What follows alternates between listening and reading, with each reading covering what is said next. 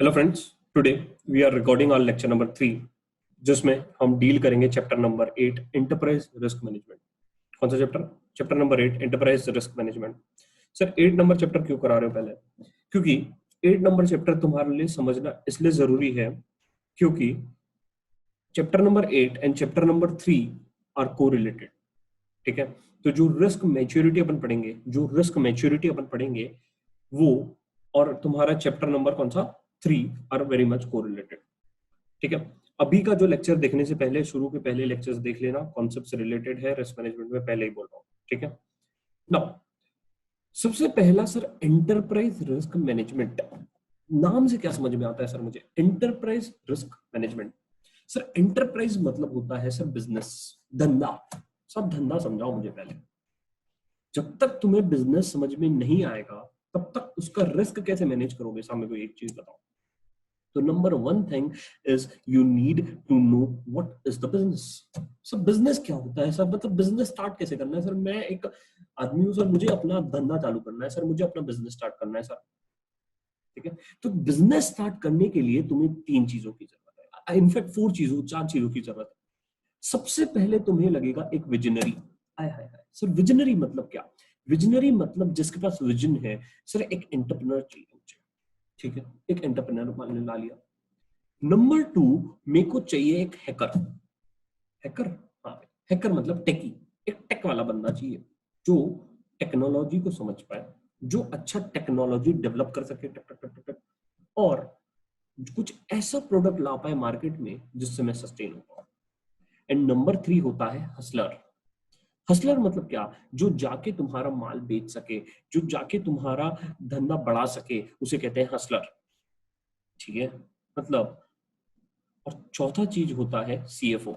अपन लोग, है ना, चौथा चीज होता है सर सीएफओ, क्योंकि as a chartered accountant you will get ample of opportunities to become a CFO. Sir ये मैं क्यों बता रहा हूँ? क्योंकि ये इसलिए बता रहा हूँ ताकि बिजनेस समझो। जब तक बिजनेस नहीं समझोगे रिस्कों को कैसे मैनेज करोगे भाई? जब तक बिजनेस नहीं समझोगे तब तक रिस्क को कैसे मैनेज करोगे? तो सबसे पहले मैंने बोला एक विजनरी चाहिए, एक हसलर चाहिए, एक हैकर चाहिए और एक सीएफओ चाहिए। ये सब मिलके जाएंगे इन्वेस्टर के पास। ये सब लोग जाएंगे मिलके इन्वेस्टर के पास, हे इन्वेस्टर हमें पैसा दे दो, हमें पैसा दे दो साहब, हमें धंधा करना है। अब इन्वेस्टर के पास तुम जाओगे तो इन्वेस्टर क्या देखेगा? इन्वेस्टर तुम्हारे इसमें देखेगा क्या आइडिया है। हाँ आइडिया है। क्या इस आइडिया में ग्रोथ होने की अपॉर्चुनिटी है? क्या ये आइडिया ग्रो करेगा फ्यूचर में? ठीक है, ये देखेगा। फिर उसके बाद वो देखेगा क्या whether the business model is sustainable. ये धंधा टिकेगा, ये धंधा टिकेगा आफ्टर कोविड, ये धंधा चलेगा। ओके, और तो और सबसे इंपॉर्टेंट चीज यहाँ पे आ रही है तुम्हारी, या वो देखेगा कि सर कि रिस्क कितना है इस बिजनेस में। फिर से मैं बोल रहा हूँ, इस बिजनेस में रिस्क कितना है, और यहाँ पे मेरा रिस्पॉन्सिबिलिटी चालू हो गया साहब। अब रिस्क है तो रिस्क को कम करना है। रिस्क को कैसे कम करूं? ईआरएम के थ्रू कम करूंगा। एंटरप्राइज रिस्क मैनेजमेंट, ओवरऑल धंधे का रिस्क कम करना है साहब, पूरे बिजनेस का रिस्क कम करना है साहब। और यहाँ पे सीएफओ का जिम्मेदारी आ जाता है कि भैया जी तू जाके इस धंधे का रिस्क कम कर। सीएफओ बेटा तेरे को इसलिए बिजनेस में लाया हूं क्योंकि तू धंधे का रिस्क कम करेगा साहब। ठीक है, अब इन्वेस्टर देखेगा कि रिस्क कितना है इस बिजनेस में। रिस्क कम है तो इन्वेस्ट करेगा, रिस्क ज्यादा है तो वो देखेगा क्या उतना बेनिफिट मिल रहा है कि नहीं। ठीक है, उतना बेनिफिट मिल रहा है कि नहीं। अब तो और इन्वेस्टमेंट जब मनी लगाएगा तो इन्वेस्टर मनी क्यों लगाता है पता है? अगर मेरे को तुम 6% रिटर्न देने वाले हो तो मैं बॉन्ड्स और डिबेंचर्स में इन्वेस्ट करूंगा भाई, मेरे को तेरे धंधे में इन्वेस्ट नहीं करना है। I want an exceptional return so that my investment is worth investing। ठीक है, अब क्या होता है जब इन्वेस्टर ने एक बार पैसा लगा दिया तो इन्वेस्टर का वैल्यूएशन कैसे बढ़ता है साहब? इन्वेस्टर का वैल्यूएशन कैसे बढ़ता है? इन्वेस्टर का वैल्यूएशन बढ़ता है when more of the investments come into company। when more of the investments come into the company, investor का वैल्यूएशन बढ़ जाता है। एक फंडिंग आया, एक राउंड ऑफ फंडिंग आया सीरीज ए फंडिंग आने के बाद अगर सीरीज बी फंडिंग आता है तो जो सीरीज ए वालों ने जिन्होंने पैसा लगाया था उनका वैल्यूएशन बढ़ जाता है, तो बिजनेस का अंडरस्टैंडिंग अब मुझे आ गया साहब, बिजनेस क्या होता है, बिजनेस कैसे आएगा, अब मेरा नीड कहाँ पे आया। क्योंकि इन्वेस्टर जब पैसा लगाएगा तब रिस्क को देखेगा, और रिस्क को कम करना है, रिस्क को उसके रिस्क एपेटाइट में लेके आना है। ठीक है, अब नेक्स्ट टर्म समझेंगे तो वो बुक के साथ समझेंगे। अभी चैप्टर में जाते हैं, चैप्टर में गो थ्रू करेंगे। चैप्टर नंबर 8 में क्या है, बहुत मजेदार चैप्टर है, मेरे को तो मजा आ गया भाई चैप्टर नंबर 8 पढ़ के, और पढ़ाने में मजा आएगा। फिर उसके बाद चैप्टर नंबर 3 पढ़ेंगे, क्या लिंकेज है भाई 3 और चैप्टर नंबर 8 का, है ना, 3 और चैप्टर नंबर 8 का। ठीक है, तो इसलिए मैं इस रिकॉर्डिंग के साथ चैप्टर नंबर 3 का इंडेक्स लगाऊंगा, नंबर 1। नंबर 2, मैं चैप्टर नंबर 3 का क्या लगाऊंगा, मॉड्यूल लगाऊंगा, जिसमें मैंने मार्किंग किया हुआ है, जिसमें मैंने नोट्स बनाए हुए हैं ना। तो जो नेक्स्ट लेक्चर आएगा, आई वॉन्ट दैट की स्टूडेंट शुड रीड, स्टूडेंट क्या करे, एटलीस्ट तुम पढ़ के बैठो कि भाई चैप्टर नंबर 3 में ये कॉन्सेप्ट है, चैप्टर नंबर 8 से रिलेट हो सकता है ना। और जब मैं रिलेट करूंगा भाई चैप्टर नंबर 3 और चैप्टर नंबर 8 को, तब आएगा मजा। ठीक है, अब अपन देखते हैं कि चैप्टर नंबर 8 में क्या है। एक सेकंड स्क्रीन शेयर करता हूं, लेट्स गो।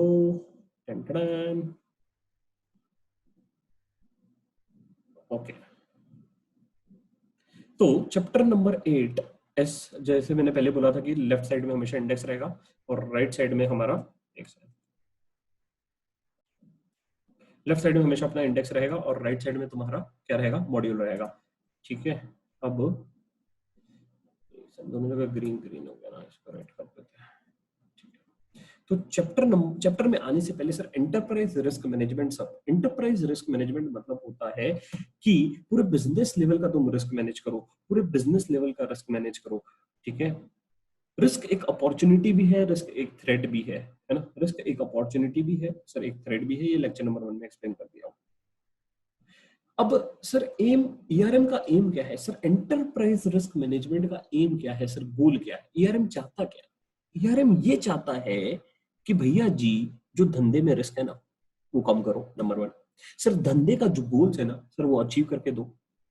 ठीक है सर, गोल क्या है भैया जी, इन्वेस्टर का वैल्यूएशन बढ़ाना, शेयर होल्डर का ध्यान रखना। इसलिए तुम अभी नीचे जब आएंगे अपन, तो यहाँ पे पढ़ेंगे कि क्या सक्सेसफुल है ना, successful share holder risk management यहाँ पे देखो है। इसलिए मैंने तुमको एक बिजनेस का ग्लांस दिया कि बिजनेस को क्या चाहिए। ठीक है, अब चैप्टर में जाने से पहले एक दो चीजें समझते हैं सर। सबसे पहला मेरे को एक चीज आपने लेक्चर नंबर 1 में बताया था, रिस्क एपेटाइट और रिस्क टॉलरेंस या रिस्क कैपेसिटी। अभी मैं इसको थोड़ा एलिबरेट करूंगा एग्जांपल के थ्रू। ठीक है, एक एग्जांपल के थ्रू एलिबरेट करूंगा, और ये हमेशा ध्यान में रखो, जहन में बिठा लो, रिस्क एपेटाइट और रिस्क टॉलरेंस। सर कंपनी के पास, मेरी कंपनी है जिसमें मेरे पास 400 करोड़ रुपए है। कितने, 400 करोड़ रुपीस है मेरे पास। एक कंपनी है जिसके पास 400 करोड़ रुपए है। सर कंपनी का रिस्क टॉलरेंस लिमिट जो मैं बोलूंगा वो 400 करोड़ रहेगा। सर कंपनी के पास डुबाने के लिए 400 करोड़ है, कंपनी के पास डुबाने के लिए 400 करोड़ है, क्या उससे ज्यादा डुबा सकती है? नहीं ना भाई, उससे ज्यादा पैसा ही नहीं है, कैसे डुबाऊंगा। रिस्क टॉलरेंस लिमिट मेरा हो गया 400 सीआर। बट कंपनी चाहती है कि वो 200 करोड़ तक का रिस्क ले, 200 करोड़ तक का रिस्क ले। सर 200 करोड़ हमारा रिस्क एपेटाइट हो गया। सर 200 करोड़ मेरा क्या हो गया, रिस्क एपेटाइट हो गया। बट क्या रिस्क एपेटाइट मैं बिजनेस लेवल पे बांट सकता हूँ? हाँ। क्या रिस्क एपेटाइट मैं सेगमेंट लेवल पे बांट सकता हूँ? हाँ। क्या रिस्क एपेटाइट को मैं हर एक लेवल पे बांट सकता हूँ? मैं बोला हाँ। सब प्रोसेस के लिए भी बांट सकता हूँ, हर एक चीज के लिए मैं रिस्क एपेटाइट को बांट सकता हूँ।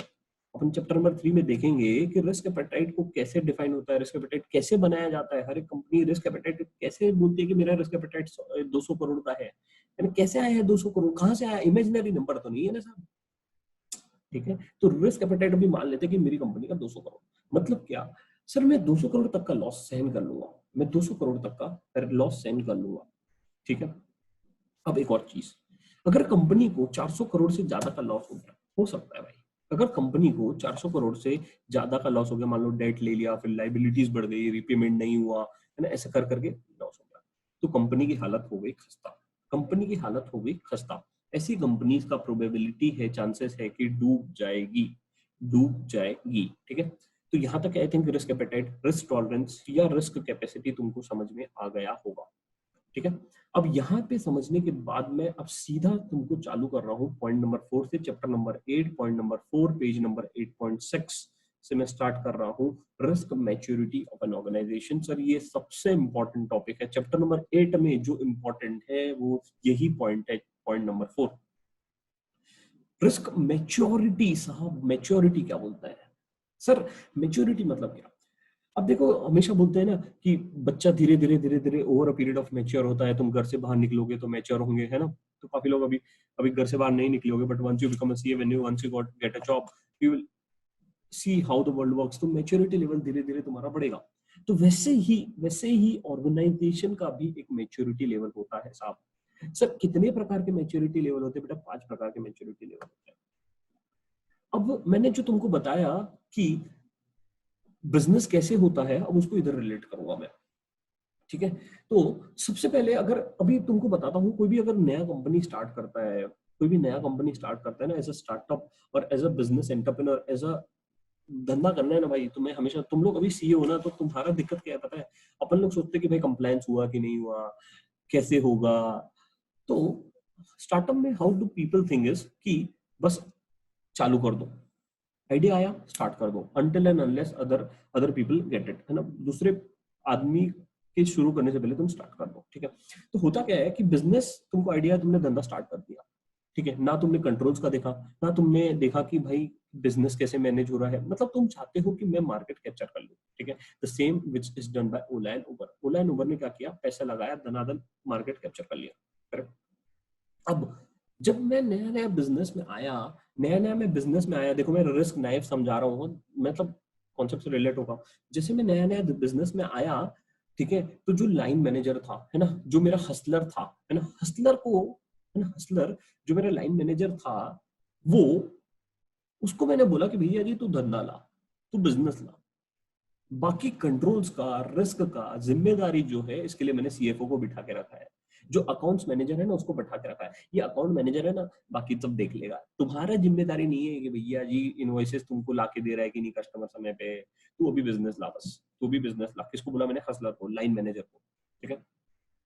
तो जब रिस्क नाइफ स्टेट में जब कोई भी ऑर्गेनाइजेशन रहता है, ना, तो उसको धंधे का पड़ा होता है। सर मेरे को बिजनेस लाना है सर, ये सब चीजों से मेरे को फर्क नहीं पड़ता, कि रिस्क रजिस्टर है या नहीं साहब, मेरे को फर्क नहीं पड़ता साहब।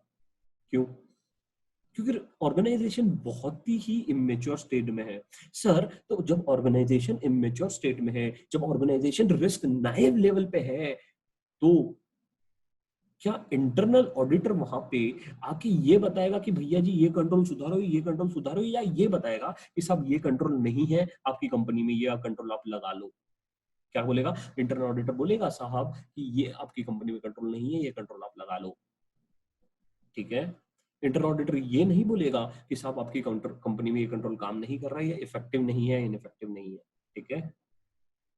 तो रिस्क नाइव लेवल पे जब कंपनी नया नया है, ताजा ताजा कली खिली है, नया नया कंपनी आया है, रिस्क नाइव है ना, मेच्योर स्टेट में है, तो लाइन मैनेजर, देखो मैं पढ़ रहा हूँ अभी, line manager does not know about the risk, sir उसको रिस्क के बारे में नहीं पता, है ना।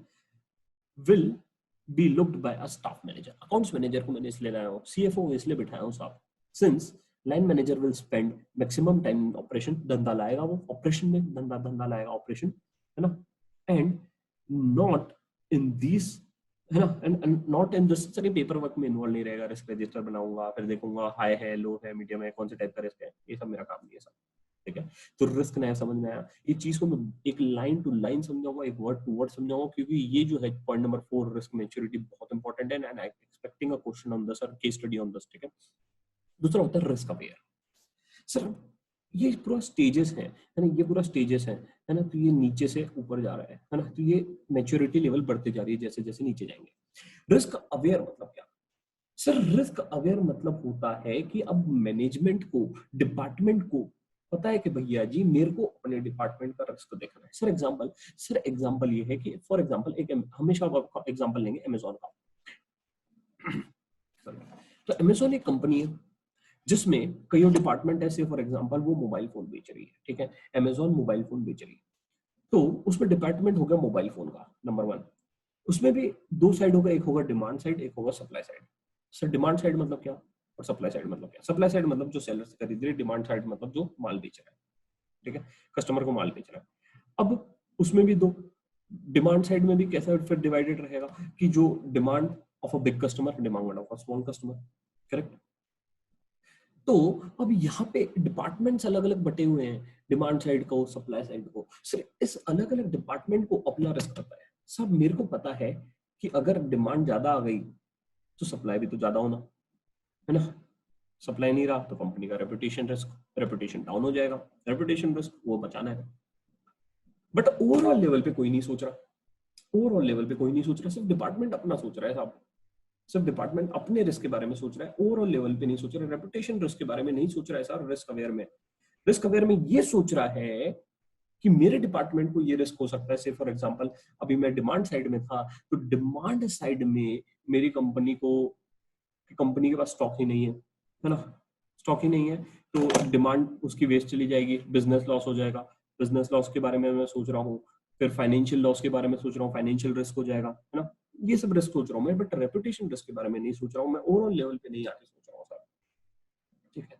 ये बोलना चाह रहा हूँ मैं इन ओवरऑल। तो रिस्क अवेयर में मैं अपने डिपार्टमेंट के वाइज सोचूंगा। कस्टमर हो जाएगा dissatisfied, customer is dissatisfied and line managers are concerned about the risk और respective department. Sir line manager बोलता है कि मैं अपने डिपार्टमेंट का रिस्क देखूंगा, ठीक है, और कोई रिस्क रजिस्टर नहीं है। यहाँ मतलब क्या सर, ये जो दोनों जो केसेस हैं यहाँ पे रिस्क रजिस्टर नहीं है सर, ये साइलो अप्रोच है सर। साइलो मतलब क्या, एक ऐसा पर्टिकुलर, है ना, पर्टिकुलर लोग ही देख रहे हैं, है ना, बाकी ऐसे भीड़ अलग है और पर्टिकुलर लोग ही देख रहे हैं, कहते हैं साइलो अप्रोच, ठीक है। नंबर 3 आता है रिस्क डिफाइन, और थोड़ा मैच्योरिटी लेवल बढ़ जाएगा, है ना। मतलब क्या, रिस्क देख रहा हूँ, आइडेंटिफाई कर रहा हूँ, स्ट्रेटेजीज बना रहा हूँ, ठीक है, रिस्क आइडेंटिफाई कर रहा हूँ, स्ट्रेटेजीज बना रहा हूँ, पॉलिसीज बना रहा हूँ, कम्युनिकेट भी कर रहा हूँ, ठीक है, और रिस्क एपेटाइट भी डिफाइन कर लिया, रिस्क एपेटाइट भी डिफाइन कर लिया, ठीक है। थोड़ा सा अच्छे अप्रोच में आ गया हूँ, है ना, थोड़ी सी ग्रोथ स्टेज में आ गया है, ठीक है ना। अब आता है चौथा, रिस्क मैच्योर। रिस्क मैच्योर मतलब क्या sir? Sir matured, sorry risk manage, sorry risk managed, risk manage मतलब क्या, ईआरएम जो है वो थ्रेट्स को अपॉर्चुनिटीज में कन्वर्ट कर पा रहा है, बट 100% नहीं।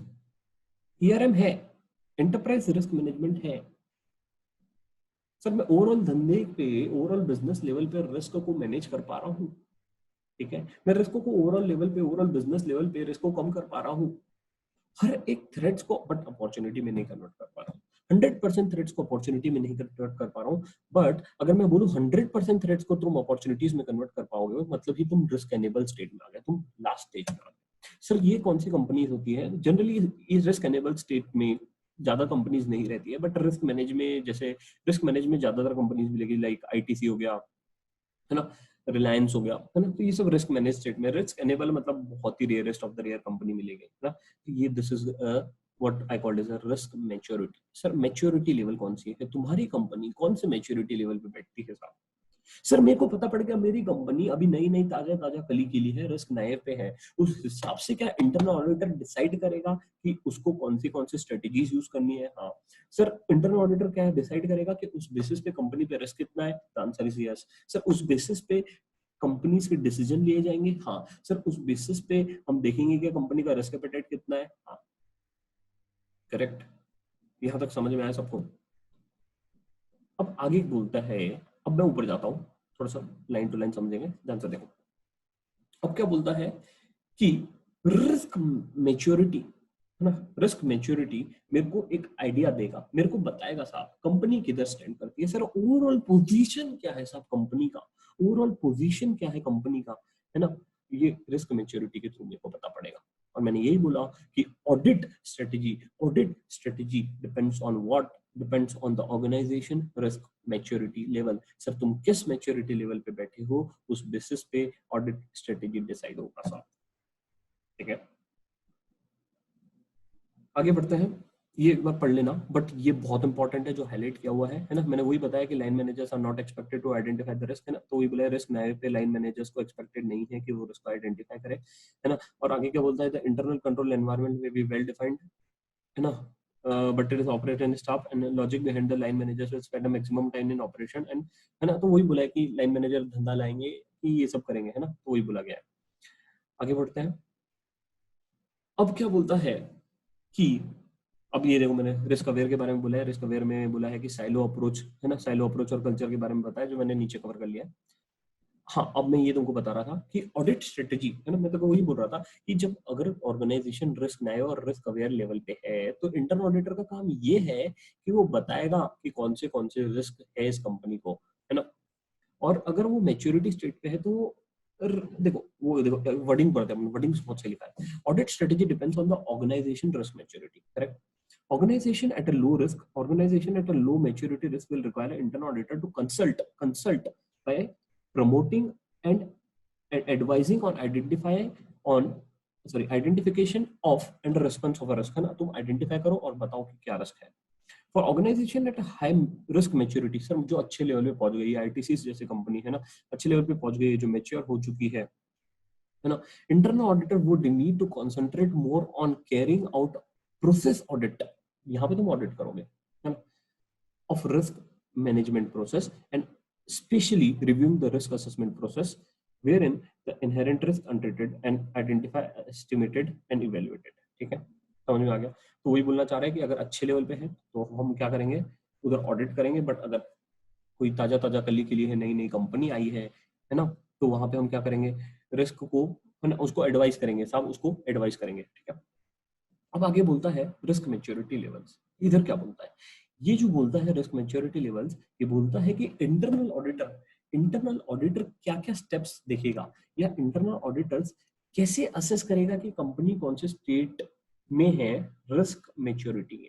तो क्वेश्चन आ सकता है एग्जाम में, how can an auditor assess the stage in which stage of risk maturity, ये क्वेश्चन आ सकता है। या दूसरा क्वेश्चन आ सकता है, identify the state in which this identify the risk maturity state of this company, ठीक है, आया है, क्वेश्चन आ चुका है इस पे।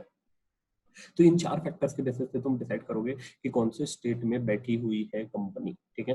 तो सबसे पहले क्या बोलता है, business objectives are defined and communicated. Sir क्या बिजनेस के ऑब्जेक्टिव डिफाइंड है, कम्युनिकेटेड है सबको, number one. Number two, risk appetite is defined. Sir risk appetite defined है क्या कंपनी का, मैंने रिस्क एपेटाइट बता दिया तुमको, है ना, डिफाइंड है क्या हर एक कंपनी का, और कम्युनिकेटेड है क्या सबको, नंबर टू। नंबर थ्री बोलता है कंट्रोल एनवायरनमेंट कैसा है साहब, कंट्रोल एनवायरनमेंट कंपनी का स्ट्रांग है, वीक है, इफेक्टिव है, इनइफेक्टिव है ना, है ना, including the tone from the top, है ना, टॉप वाले कितने रिस्पॉन्सिबल है, क्योंकि top top bottom down approach होता है ना, टॉप डाउन अप्रोच डाउन होता है जब भी कंट्रोल लगता है ना। फिर आगे क्या बोलता है, कंट्रोल एनवायरनमेंट कैसा है, फिर क्या बोलता है, adequate process exist for assessment management and communication of risk. Sir कैसा प्रोसेस है, प्रोसेस कैसा है सर रिस्क का, उसके बेसिस पे डिसाइड होगा कि क्या, कि कंपनी का रिस्क मैच्योरिटी लेवल क्या है, कंपनी का रिस्क मैच्योरिटी लेवल क्या है। आई थिंक सबको यहाँ तक समझ में आ गया होगा। रिस्क मैच्योरिटी काफी इंपॉर्टेंट कॉन्सेप्ट है, बहुत इंपॉर्टेंट है, 2 बार पढ़ना 3 बार पढ़ना, नहीं समझ में आएगा पूछना, डाउट पूछना, ठीक है। टेलीग्राम पे डाउट पूछ सकते हो, काफी लोगों को अक्सर क्वेश्चन आता है, आपको डाउट कहाँ पे पूछे, बेटा डाउट तुम पूछ सकते हो टेलीग्राम पे, ठीक है। थोड़ा डिले होता है आंसर देने में, बट आंसर दे देता हूँ मैं। अब आता है सर पॉइंट नंबर 5, है ना, सॉरी अपने यहाँ पे ये कंप्लीट हो गया, process of enterprise risk management. अब सर आता है process of enterprise risk management. Process क्या है सर, कुछ प्रोसेस नहीं है, बहुत सिंपल सा प्रोसेस है। बोलता है ERM is a process which helps to bring the risk within the risk appetite level.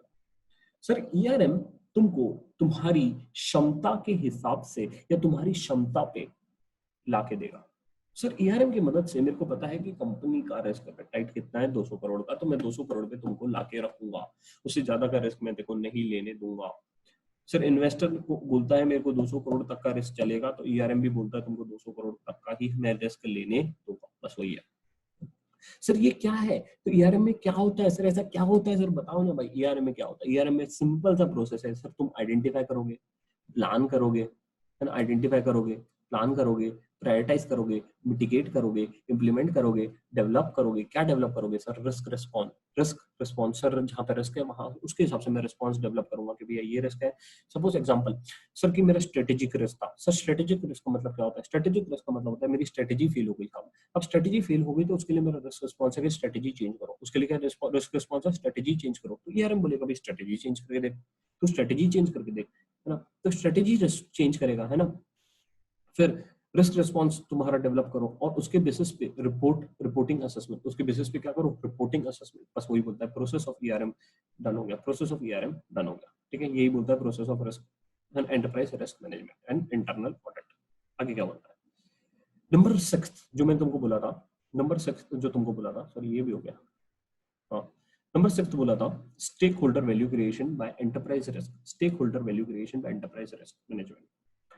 जो होता है स्टेक होल्डर के लिए होता है साहब, जो होता जो पैसा लगाया तुम उसके लिए काम करोगे साहब, ये तो बिजनेस का रूल है।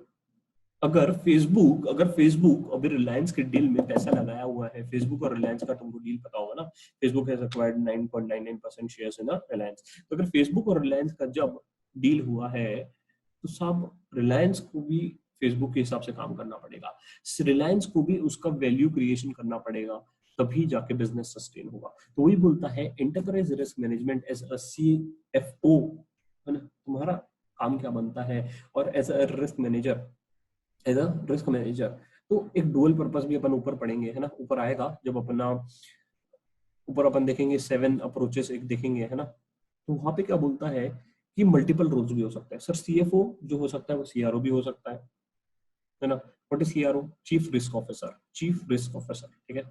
तो मल्टीपल रोल भी हो सकते हैं, मैं रिस्क ऑफिसर भी हूँ, मैं CFO भी हूँ। तो तुम्हारा काम क्या है? तुम्हारा काम ये है कि तुम शेयर होल्डर का वैल्यू क्रिएशन देखो, ठीक है। अब ये जो है, ये जो बोलना चाहता है, बोलना क्या चाहता है कि जो तुम्हारा बेनिफिट आएगा ERM लगाने से, एंटरप्राइज रिस्क मैनेजमेंट। सर आपने बता दिया कि एंटरप्राइज रिस्क मैनेजमेंट लगाया, एक ओवरऑल लेवल पे मैं स्ट्रेटेजी बनाऊंगा, कैसे बनाऊंगा, क्या बनाऊंगा, कैसे इंप्लीमेंट होगा, क्या की रोल्स है, ऊपर देखेंगे। बट अभी समझो सर ERM लग गया, कंपनी में अच्छा खासा एंटरप्राइज रिस्क मैनेजमेंट चल रहा है, कंपनी अच्छे से रिस्क को मैनेज कर पा रही है, मैं बोला बहुत बढ़िया। अब जब कंपनी अच्छे से रिस्क को मैनेज कर पा रही है तो इसका कुछ फायदा होगा। फायदा सर दो पार्ट में होगा, या तो शॉर्ट टर्म होगा या तो लॉन्ग टर्म होगा। क्या बोल रहा हूँ? या तो शॉर्ट टर्म होगा या तो लॉन्ग टर्म होगा। तो वही बोल रहा है कि जो भी तुमको बेनिफिट्स होंगे ये 2 स्टेजेस में होंगे, या तो शॉर्ट टर्म या तो लॉन्ग टर्म, ठीक है। और जो full value pay off is realised over a period of time, उसको तुम 2 पार्ट में बांटो, हमेशा शॉर्ट टर्म और लॉन्ग टर्म, ठीक है। अब ERM के कुछ बेनिफिट्स दिए गए हैं, ERM लगाने के कुछ बेनिफिट्स दिए गए हैं, किसके द्वारा? एप्स्टन और रिज, है ना, एप्स्टन और 2005, है ना, ये लोग ने कुछ बेनिफिट्स बोले हैं। सर क्या बेनिफिट बोले हैं? सबसे पहला enhance working environment. Sir working environment तुम्हारा बढ़िया हो जाएगा, चकाचक अच्छा एनवायरनमेंट हो जाएगा। सर क्यों? क्योंकि तुमने रिस्क को आइडेंटिफाई किया है, क्योंकि तुमने रिस्क को मिटिगेट किया है, रिस्क एपेटाइट के लिमिट में है तुम्हारी कंपनी, तुम्हारे रिस्क एपेटाइट में है तुम्हारी company. Enhance working environment, culture अच्छा हो जाएगा। आगे क्या बोलता है? इम्प्रूव एलोकेशन ऑफ रिसोर्सेज, है ना। सर रिसोर्सेज जो है अच्छे से एलोकेट होंगे। तुमको पता है कि अगर मैं यहाँ ज्यादा पैसा लगाऊंगा तो यहाँ रिस्क ज्यादा है, अगर यहाँ पे ज्यादा रिस्क है तो मेरा रिस्क एपेटाइट ब्रीच हो जाएगा, राइट। तो एलोकेशन ऑफ रिसोर्सेज अच्छे से होगा। फिर क्या बोलता है? Sustained and improve corporate reputation, है ना। अगर अच्छे से काम करोगे, अच्छे से ERM में रहेगा तो तुम्हारा बिजनेस का रेपुटेशन बढ़ जाएगा, करेक्ट। जैसे मैंने ऊपर एग्जांपल दिया था डिमांड और सप्लाई वाला, है ना। तुम्हारा डिमांड जितना है उतना ही तुम्हारा सप्लाई है, तो तुम दोनों को अगर मीट कर पा रहे हो, डिमांड और सप्लाई को मीट कर पा रहे हो, तो तुम्हारा रेपुटेशन तो अच्छा ही रहेगा। बस वही। आगे क्या बोलता है? इंक्रीज स्टेक होल्डर वैल्यू, है ना, स्टेक होल्डर वैल्यू और ये सब तुम्हारा बढ़ जाएगा। अब क्या बोलता है? Successful stakeholder risk management क्या बोलना चाहता है? Aim is to prevent the threats before the risk offer. हमारा एम ये है कि भैया जी कोई भी कोई भी कोई भी रिस्क आने से पहले, या कोई भी prevent the threat before the risk offer. Sir अगर कोई भी रिस्क होने से पहले मैं उसको बचा लूं, हमारा एम यही है सर। अगर सर एग्जांपल मतलब क्या सर, कैसे? फॉर एग्जांपल सर मेरे को पता है कि मेरे फैक्ट्री में हर साल आग लगती है सर, मतलब क्या, मैं इसको प्रिवेंट कैसे करूंगा? भाई इंश्योरेंस लेके रख लेना भाई, फायर इंश्योरेंस लेके रख लो। सर मेरे को पता है कि मेरे इधर से कैशियर चोरी करता है, इंश्योरेंस ले लो। सर मेरे को पता है आग लगती है तो उसके लिए मैं और सर फायर विकेट भी लगा सकता हूँ, क्या लगा ले भाई, है ना, फायर कंट्रोल्स इक्विपमेंट्स लगा के रख लो, है ना। तो ये दिस आर द मेजर्स वही बोलता है। आगे क्या बोलता है? Try to know your stakeholder in a better way. जो भी तुम्हारा स्टेक होल्डर है, जो पैसा लगा रहा है, क्या उसको उसका रिस्क एपेटाइट ज्यादा है, कम है, उसको रिटर्न कितने पीरियड ऑफ टाइम में चाहिए वो तुम समझो। और आगे क्या बोलता है? Should think of a long term and short term, वही बोला इधर, है ना। हमेशा ERM का जो बेनिफिट आएगा शॉर्ट टर्म और लॉन्ग टर्म में आएगा, तो हमेशा तुमने सोचना चाहिए कि short term versus long term, short term versus long term. आगे क्या बोलता है? Prioritisation of risk management involves a determination of contribution of each risk to an aggregate risk profile, है ना। अब ये जो है, ये दो जो दिया गया है, ये MCQ के पर्सपेक्टिव से दिया गया है, आखिरी के दो, है ना। तो क्या बोलता है? Sir prioritisation of risk management, है ना, prioritisation of risk management involves a determination of contribution of each risk to an aggregate risk profile, है ना। तो हर एक रिस्क को उसके रिस्क प्रोफाइल के हिसाब से, उसके रिस्क की प्रोफाइल के हिसाब से प्रायोरिटाइज करना पड़ेगा। और आगे बोलता है 7 attributes under risk maturity model for ERM. 7 attributes अपन कहाँ देखेंगे, सॉरी 7 एट्रीब्यूट्स अपन ऊपर देखेंगे, है ना। 7 एट्रीब्यूट्स अपन ऊपर देख लेंगे कौन से और भी आगे चलो गया। 7 एट्रीब्यूट्स अपन ऊपर देखेंगे, ठीक है। अब आते हैं अपन ऊपर चैप्टर के स्टार्टिंग पे, अब चालू करेंगे ऊपर से, ठीक है साहब। अब मेरे को ये बताओ ईआरएम के बारे में। सर ईआरएम क्या होता है? एंटरप्राइज रिस्क मैनेजमेंट का तुमको बताया मैंने। ईआरएम जो है तुम्हारे बिजनेस को, ईआरएम एक बार लग गया ना, तुम्हारे बिजनेस को ग्रो करने में मदद करेगा।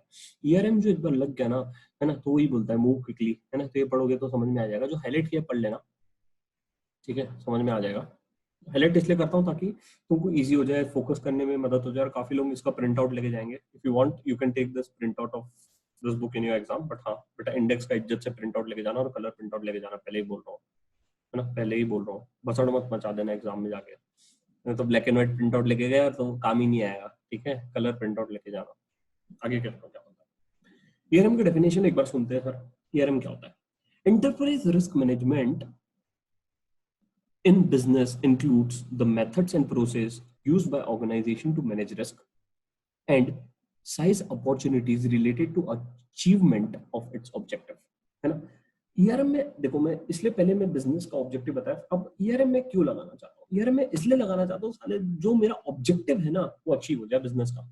जो मेरा ऑब्जेक्टिव है ना, इन्वेस्टर वैल्यू क्रिएशन हर एक बिजनेस का ऑब्जेक्टिव होता है भाई, दिस इज द फैक्ट, है ना। इन्वेस्टर वैल्यू क्रिएशन हर एक बिजनेस का ऑब्जेक्टिव होता है। सर अब इन्वेस्टर वैल्यू क्रिएशन कैसे आएगा? जब कंपनी में रिस्क कम ही रहेगा, जब कंपनी में रिस्क कम रहेगा। सर रिस्क कम होना मतलब क्या? देखो रिस्क कम होना मतलब मैं बोल रहा हूँ अपने एपेटाइट के हिसाब से रिस्क होना, है ना। रिस्क ज्यादा भी रह सकता है, कम भी रह सकता है, बट जो कम मैं बोलना चाह रहा हूँ कि रिस्क कम है, that is based on your apatite, है ना। तुम्हारे एपेटाइट के हिसाब से है रिस्क। कम बोलने से अच्छा ऐसे कि जो रिस्क है वो मेरे एपेटाइट के हिसाब से है, करेक्ट। तो वही बोलना चाहता है ईआरएम, ठीक है। अब देखो ईआरएम का डेफिनेशंस अब काफी लोग देंगे, जैसे रिस्क का डेफिनेशन अपन ने पढ़ा था सीमा, सीमा का अपन ने 1.15 में 1.5 में अपन ने डेफिनेशन पढ़ा था, मैंने इधर लिख दिया 1.5 में सीमा का डेफिनेशन पढ़ा था। और वैसे ही ईआरएम का डेफिनेशन यहाँ पे दिया हुआ है। तो अगर अगर अगर अपने को एग्जाम में सीमा के रिलेटेड कुछ आया तो मैं सीधा जाऊंगा 1.5 पे, अगर 1.5 पे नहीं मिला तो 8.2 पे जाऊंगा, 8.2 पे। और 1. चैप्टर नंबर 1 के इंडेक्स में लिखा होगा 8.2, यहाँ पे मैंने लिख दिया 1.5, ठीक है। तो कोरिलेशन होगा, फटफट ढूंढ के हो जाएगा। वैसे इसका डेफिनेशन दिया हुआ है। अब सर कुछ एडवांटेजेस सर क्या है? जैसे एडवांटेजेस अपन नीचे देखें, वैसे इधर कुछ एडवांटेजेस दिए गए हैं, है ना, है ना। तो वो एडवांटेजेस जो दिए गए थे वो इसके इनके द्वारा दिए थे, है ना, एब्स्टिन एंड रिजेक्ट के द्वारा दिए गए थे। अब ये एडवांटेजेस जनरल एडवांटेजेस है, ठीक है। सर एडवांटेजेस सबसे पहले क्या बोलता है? आइडेंटिफाई स्ट्रेटेजिक रिस्क अपॉर्चुनिटीज, है ना। आइडेंटिफाई स्ट्रेटेजिक रिस्क अपॉर्चुनिटीज, मैंने तुमको नीचे एग्जांपल दिया था कि जो तुम्हारा स्ट्रेटेजी फेल हो गया है ईआरएम के थ्रू, मेरे को पता पड़ेगा कि मेरी स्ट्रेटेजी चेंज करना है, करेक्ट। दूसरा बोलता है introduce a common language. Sir common language क्यों? क्योंकि ईआरएम एक ओवरऑल लेवल पे लगेगा, पूरे बिजनेस लेवल पे ईआरएम लगेगा, तो सभी को इंप्लीमेंट करना पड़ेगा, right from top to bottom, right from top to bottom, है ना। तो सभी के लिए ये एक ओवरऑल ओवरऑल सभी को लगाना पड़ेगा, इसलिए कहा जाता है कॉमन लैंग्वेज, इसलिए कहा जाता है कॉमन लैंग्वेज। आगे क्या बोलता है? Provide a senior management with most up to date information, correct. Sir ERM लगेगा तो तुम्हें कंपनी के हर एक चीज के बारे में देखना पड़ेगा। सर क्यों अप टू डेट? क्योंकि मेरे को मार्केट के बारे में भी जानकारी रखनी पड़ेगी, मुझे हर एक चीज के बारे में जानकारी रखनी पड़ेगी, और मुझे हर एक चीज से एक लिंकेज क्रिएट करना पड़ेगा। सर एग्जांपल, जैसे कि अगर मान लो कि फॉरेन एक्सचेंज रिजर्व, या मेरा बोलता हूँ एक्सचेंज रेट काफी फ्लक्चुएट हो गया, एक्सचेंज रेट काफी फ्लक्चुएट हो गया है ना, तो मेरे को दिक्कत आएगी सर बिजनेस में। क्योंकि अगर if I am dealing in some foreign currencies तो मेरे को दिक्कत आ जाएगी, है ना। तो मैं अब उसको क्या करूंगा सर? बचाने के लिए क्या करूंगा? मैं हेज करूंगा। मैं उसको बचाने के लिए क्या करूंगा? हेज करूंगा। तो मैं एज अ ईआरएम में ओवरऑल रिस्क को कम करना चाहता हूँ, है ना। तो मैं क्रिएट करना चाहूंगा, एक लिंकेज क्रिएट करना चाहूंगा, और मैं अप टू डेट रहूंगा इन्फॉर्मेशन से। मैं क्या रहूंगा? अप टू डेट रहूंगा इन्फॉर्मेशन से, और मैं लिंकेज क्रिएट करूंगा। आगे क्या बोलता है? Align annual performance and goal, align annual performance and goal. अब देखो हमेशा मैं बोला था, जो तुम्हारा ऑब्जेक्टिव है, जो तुम्हारा विजन है, उसके पास तुमको लेके जाएगा, है ना। आगे क्या बोलता है? एनकरेज रिवॉर्ड अपस्ट्रीम रिपोर्टिंग, है ना। अपस्ट्रीम रिपोर्टिंग मतलब क्या सर?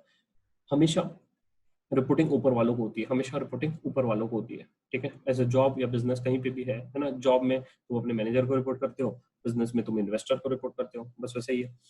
तो अब ईआरएम में ईआरएम होगा तो अपस्ट्रीम रिपोर्टिंग भी बढ़ेगी, रिवॉर्ड एंड अपस्ट्रीम रिपोर्टिंग, अच्छा काम करोगे तो रिवॉर्ड तो मिलेगा ही। आगे क्या बोलता है, align other risk monitoring incentives, है ना, अदर रिस्क मॉनिटरिंग इंसेंटिव्स जैसे कि self appraisal, internal auditing activities, ये सब तुम्हारा बढ़ जाएगा, कंट्रोल असेसमेंट्स बढ़ जाएगा, है ना। ये सब चीजें अब देखना पड़ेगा, क्योंकि अब मैं पूरे बिजनेस पे, पूरे धंधे पे रिस्क को मैनेज करना चाहता हूँ साहब, मैं रिस्क को मैनेज करना चाहता हूँ साहब, ठीक है। आगे क्या बोलता है, आइडेंटिफाइंग अ की रिस्क सिनेरियो, की रिस्क सिनेरियो जो है, कहाँ पे ज्यादा रिस्क है उसके बेसिस पे, sorry imagining the key risk scenario, वहां पे उसके हिसाब से मैं ईआरएम, है ना, ईआरएम लगाऊंगा, ये एक मेरे लिए एडवांटेज है। आगे क्या बोलता है, financial report, financial risk monitoring as a part of ERM, financial risk monitoring, है ना, जो फाइनेंशियल स्टेटमेंट लेवल पे क्या रिस्क है वो भी मैं एनालाइज करूंगा, असेस करूंगा, है ना। तो अच्छी बात है ना भाई, कंपनी कितना सारा रिस्क को एनालाइज कर रही है, इतने लेवल पर रिस्क के बारे में सोच रही है, जितना ज्यादा सोचेगी उतना कंपनी के लिए अच्छा है, बस वही बोलना चाह रहा है। फिर कुछ डेफिनेशंस दी गई है ईआरएम की आईएसओ और कोसो के द्वारा, आईएसओ और कोसो के द्वारा, ठीक है। तो आईएसओ और कोसो काफी जगह पे आता है, तो मैं एक नेक्स्ट लेक्चर में क्या करूंगा, आईएसओ 31000 कहाँ कहाँ आया है वो एक उसका दे दूंगा, आईएसओ 31000, क्योंकि चैप्टर नंबर 1 में भी देखा है, चैप्टर नंबर 8 में भी है, 3 में भी है, कहीं ना कहीं अपन उसका मैं एक समरी दे दूंगा, ठीक है। आईएसओ 31000 कहाँ कहाँ है, ओके। अब आगे क्या बोलता है कि enterprise risk management is a plan-based business strategy that aims to identify, assess, and prepare for any dangers, hazards, and other potentials for disaster, both physical and potential. ठीक है ना। अब ईआरएम में भी सबसे पहले, अब मैंने नीचे तुमको बताया था, कहाँ पे बताया था, मैंने तुमको बताया था कि जो ईआरएम का लाइफ साइकिल है ना, ईआरएम का लाइफ साइकिल है, उसमें क्या होता है, तुम आइडेंटिफाई करते हो, असेस करते हो, रिस्क को देखते हो, जो तुम्हारे डेंजरस रिस्क है, हजार्ड रिस्क है, उसको तुम देखते हो, आइडेंटिफाई करते हो और एनालाइज करते हो, और चाहते हो कि तुम्हारा बिजनेस रिस्क फ्री हो जाए, तुम्हारा ऑर्गेनाइजेशन जो है वो रिस्क फ्री हो जाए, जो ऑर्गेनाइजेशन है वो चाहते हो क्या हो जाए, रिस्क फ्री हो जाए, ठीक है। और वही बोलता है सीआरओ और रिस्क कमेटी बैठेगी, सीआरओ और रिस्क कमेटी बैठेगी, ये अपन आगे पढ़ेंगे, आई थिंक चैप्टर नंबर 8 में सीआरओ और रिस्क कमेटी के बारे में अच्छा खासा पढ़ेंगे, और चैप्टर नंबर 2 में भी है कि सीआरओ का क्या होने का क्या एडवांटेज है, क्या होता है, रिस्क कमेटी का क्या रोल्स है, रिस्पॉन्सिबिलिटीज है ना, वो अपन पढ़ेंगे। अब आता है इम्प्लीमेंटिंग ईआरएम। सब ईआरएम का बारे में बहुत ज्ञानबाजी हो गया, सब ईआरएम का मेरे को समझ में आया सर, कंपनी में ईआरएम होने से फायदा है। मुद्दे पे आओ सर, कैसे लगाना, मुद्दे पे आओ कैसे लगाना। सबसे पहले मैंने क्या देखा, मैंने देखा कि रिस्क मैच्योरिटी लेवल क्या था, मेरी कंपनी कहाँ पे स्टैंड होती है। मैंने देखा सर ईआरएम से शेयर होल्डर को भी फायदा है, स्टेक होल्डर को भी फायदा है। ईआरएम क्या होता है वो समझा। सर अब मेरे को बताओ धंधे में ईआरएम कैसे लगाऊं साहब, ठीक है।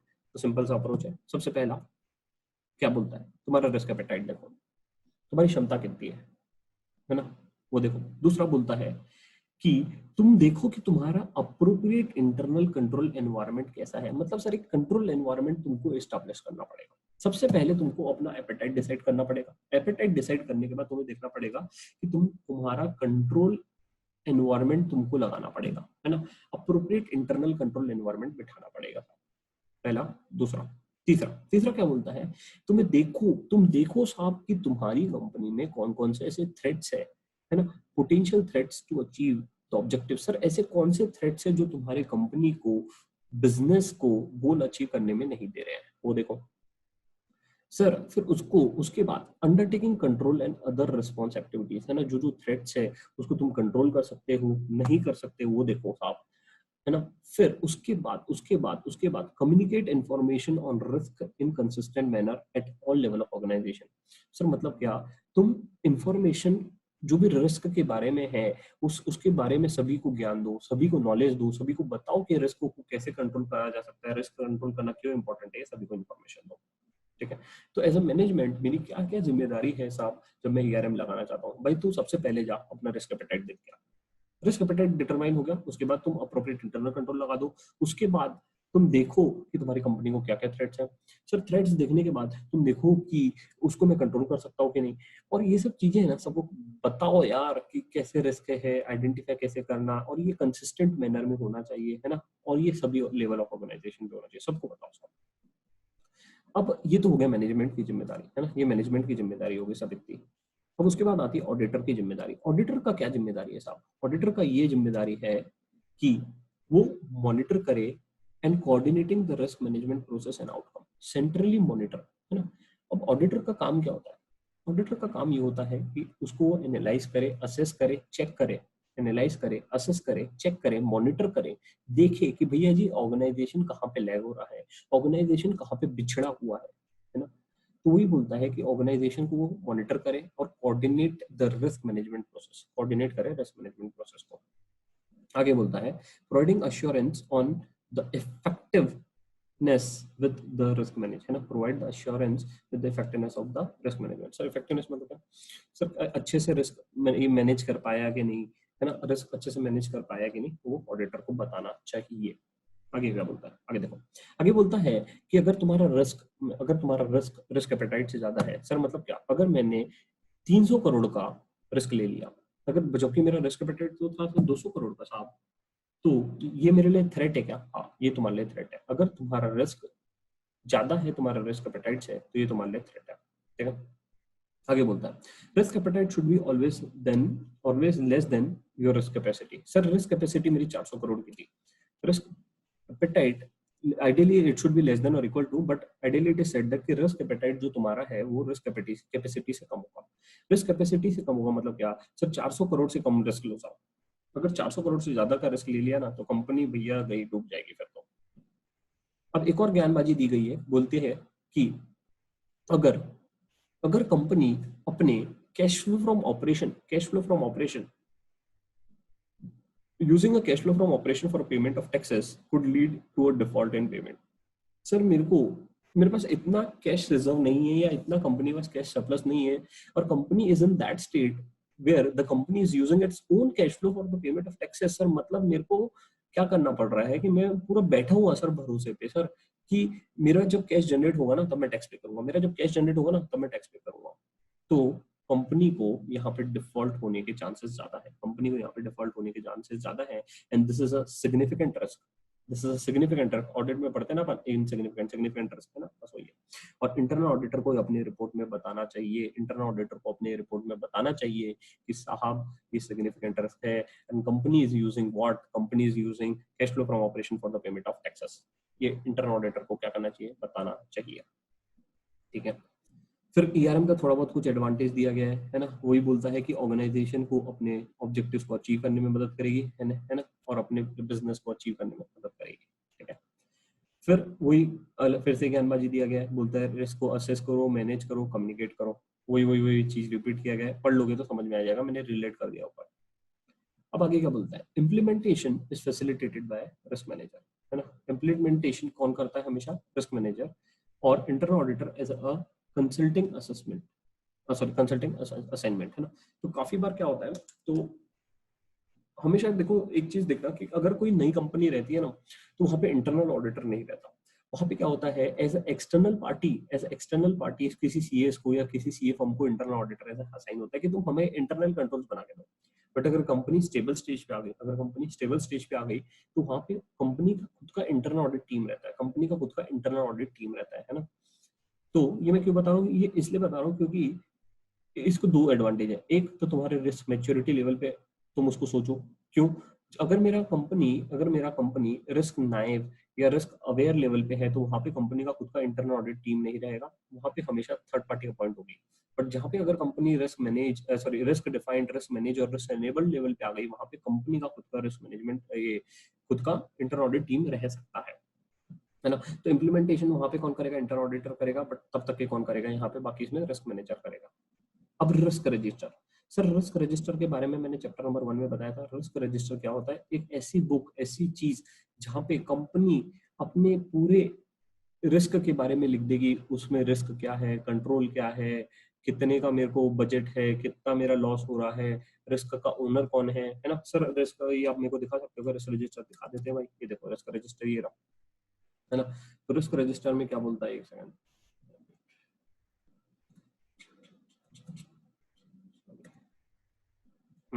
है ना। तो सबसे पहले सर कौन कौन से रिस्क है, ओनर कौन है, रीजन सर क्यों है, इफेक्ट एंड कॉस्ट, जूम करोगे नहीं हो रहा है सर, प्रोबेबिलिटी क्या है, इम्पैक्ट क्या है, लेवल ऑफ रिस्क क्या है, रिस्क रिस्पॉन्स स्ट्रेटेजी क्या है एंड कॉस्ट क्या है ना। सर ये सब मेरा सर रिस्क में आता है ना, लो मीडियम हाई, है ना, ये भी तुमको बताया जाएगा। फिर ये तो प्रोबेबिलिटी इनटू इम्पैक्ट मैंने बताया था, probability into likelihood into consequence के बारे में, इफेक्ट क्या होने वाला है ना। तो ये सब तुम्हारे रिस्क रजिस्टर के बारे में आ सकता है। और एग्जाम में आ सकता है कि पर prepare risk register based on the above की स्टडी, है ना। एक ऊपर केस स्टडी दे देगा और बोलेगा कि उसके बेसिस पे एक रिस्क रजिस्टर बना के दिखाओ, है ना। तो सबसे पहले लिखना कि ये पढ़ लेना, है ना। तो लैक ऑफ कोई भी रिस्क है, जैसे बोलेगा कि ये रिस्क है तो ओनर कौन है रिस्क का, है ना, क्यों रिस्क आ रहा है, फिर इसका इफेक्ट क्या होगा, फिर इसकी प्रोबेबिलिटी क्या है, इसका इम्पैक्ट कितना है, लेवल ऑफ रिस्क क्या है, रिस्क रिस्पॉन्स स्ट्रेटेजी क्या है कि उसके लिए मैं क्या कर सकता हूँ, और कितना कॉस्ट इन्वॉल्व है, बस वही लिखना है और क्या है। ठीक है, आगे बोलता है बस वही है रिस्क रिस्पॉन्स के बारे में। तो वही सब चीजें बोला है ना, रिस्क क्या है, कॉजेस क्या है, कॉन्सिक्वेंस क्या है, ओनरशिप कौन है, इनहेरेंट रिस्क स्कोर क्या है, कंट्रोल्स कैसे है, रेसिडुअल रिस्क क्या है, प्रोसेस क्या है, मिटिगेशन टेक्निक्स क्या है, एक्शन ओरो कौन है, वही सब चीजें अपन ने देखे उधर, बस वही है। अब आता है चैप्टर के लास्ट नंबर पार्ट पे, that is techniques of enterprise risk management. ISO 31000 suggest की to ERM implementation. Sir ISO 31000 के हिसाब से सर ERM को कैसे इंप्लीमेंट करना चाहिए, बढ़िया सी स्टेप्स दिए सर, अच्छी स्टेप्स दी गई है कि ERM को सर मैं कैसे लगाऊं किसी भी बिजनेस में, मेरी कंपनी में रिस्क है, मैं मानता हूं, ERM लगाना चाहता हूं, तो उसको मैं कैसे लगाऊं साहब, ISO 31000 ने बताया गया है कि कैसे लगाना है 7 स्टेप्स के अंदर। सबसे पहली स्टेप्स क्या है, सबसे पहला की फीचर क्या है, सबसे पहला बोलता है विनिंग सपोर्ट। सॉरी मैं इधर भी आ जाता हूँ, ISO 31007 की सबसे पहला बोलता है winning support and sponsorship from the top management is precaution, है ना। तो सबसे पहला क्या बोलता है साहब, ये बोलता है कि ये जो ERM लगेगा ना साहब, ये टॉप लेवल से आना चाहिए। मतलब क्या, board of directors should say कि हमें ERM चाहिए, बोर्ड ऑफ डायरेक्टर्स ने बोलना चाहिए ERM चाहिए। सर ग्राउंड लेवल वाले बंदे को सर वैसे ही नहीं समझ में आता ERM क्या है, मतलब सर हसलर को तो ये नहीं पता साहब ERM क्या होता है, बट CFO को तो पता है ना साहब ERM क्या होता है। अब तो अपन CFO बन जाएंगे, अपने को पता है साहब ERM क्या होता है। तो ERM CFO को बोलना चाहिए साहब कि नहीं चाहिए, बोर्ड ऑफ डायरेक्टर्स को बोलना चाहिए कि हमें ERM चाहिए, करेक्ट। अब इधर बोलता है कि put a leader who can support to accomplish the organization. अब एक ऐसा बंदा सिलेक्ट करो जो ऑर्गेनाइजेशन के विजन को अचीव करने में मदद करे। सर मतलब मैं यहाँ CRO की बात कर रहा हूँ क्या, चीफ रिस्क ऑफिसर को इम्प्लीमेंट करो या चीफ रिस्क ऑफिसर को लगाओ ताकि वो बिजनेस को उसके उसे ERM इम्प्लीमेंट करने में मदद कर सके। तो वही बोलता है बोर्ड ऑफ डायरेक्टर ड्राइव करना चाहिए, टॉप के थ्रू ड्राइव होना चाहिए, और वही बोलता है आगे। पहला फीचर समझ में आया। दूसरा बोलता है building ERM using a small but solid steps।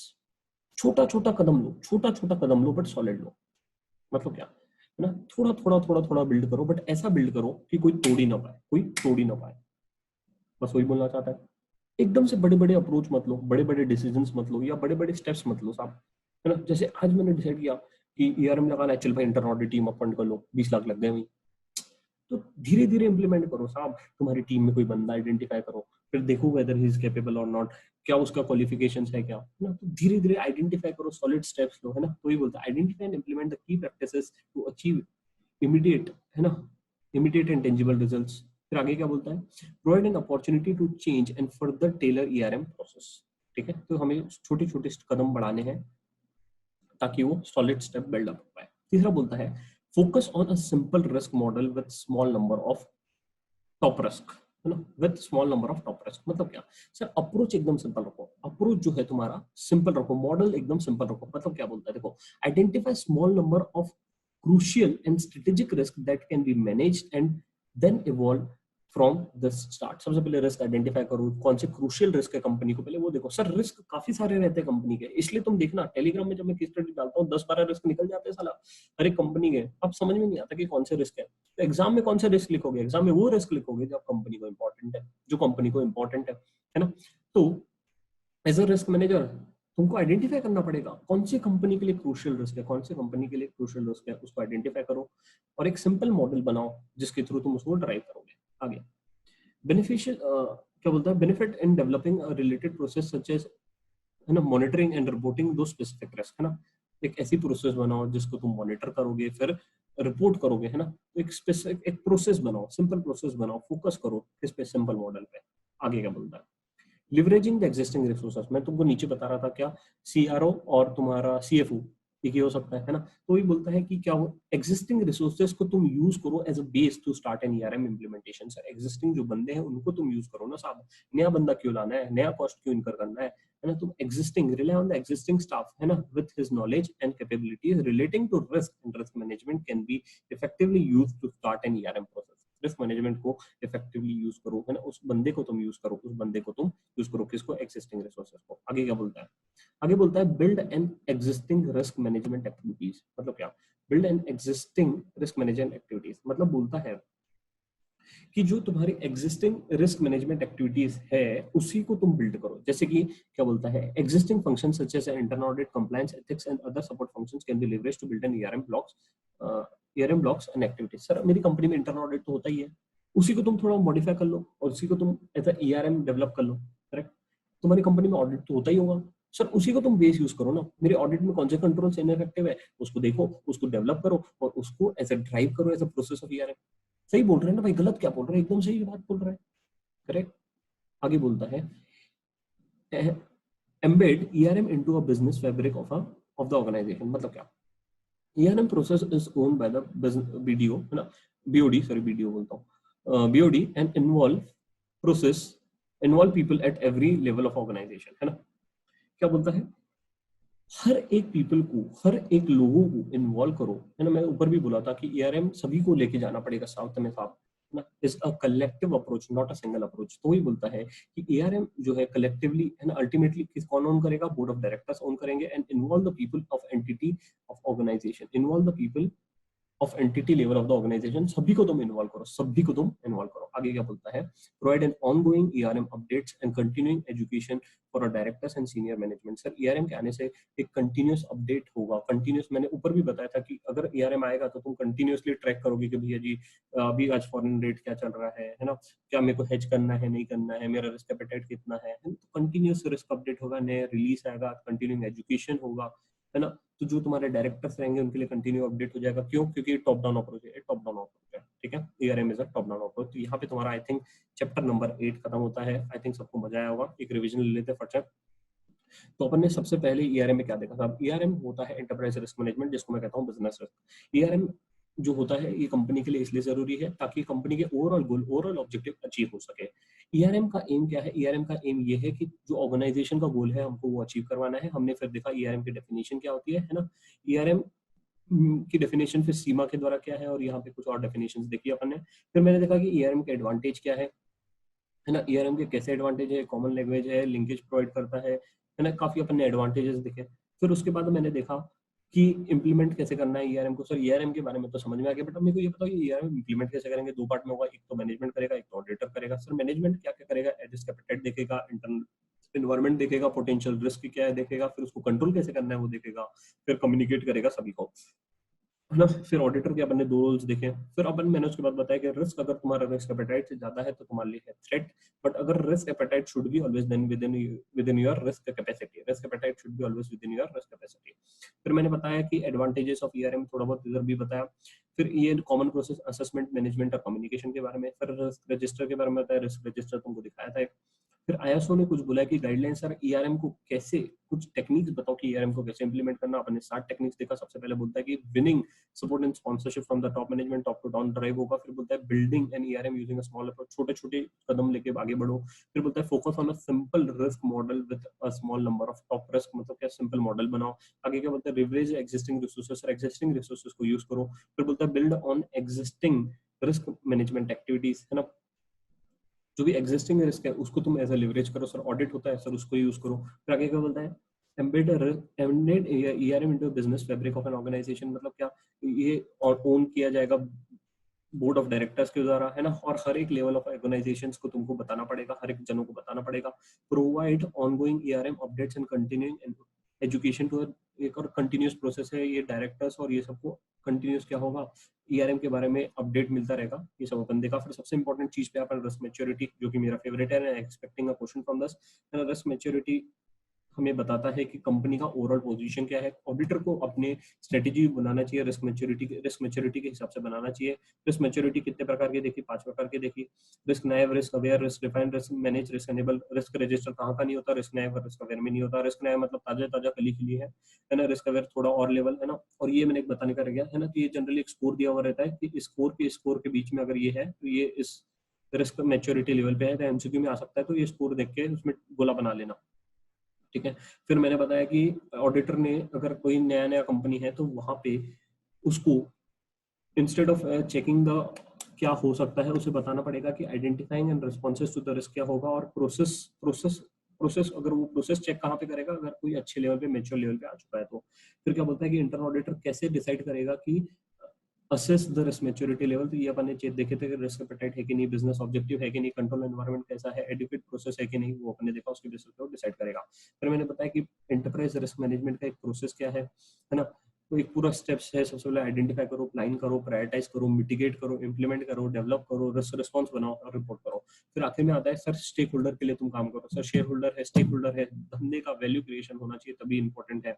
ERM का benefit over a period of time आएगा, कुछ आएगा शॉर्ट टर्म, कुछ आएगा लॉन्ग टर्म, दोनों को तुमको कंसिडर करना है और शेयर होल्डर को तुम्हें खुश करना है। और यहाँ पे जो 7 एट्रीब्यूट्स बताए थे तो ऊपर अपने 7 एट्रीब्यूट से कवर हो गया, तो उसको 7 एट्रीब्यूट्स बोला गया है।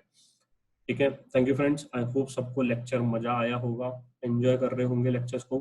ठीक है, और थोड़ा बहुत कमेंट भी कर दिया करो यार, अच्छा लगता है पढ़ने में। ठीक है, और कोई डाउट्स रहे तो टेलीग्राम पे रीच करो, और better you join the channel, क्योंकि चैनल में अच्छा डिस्कशन होता है।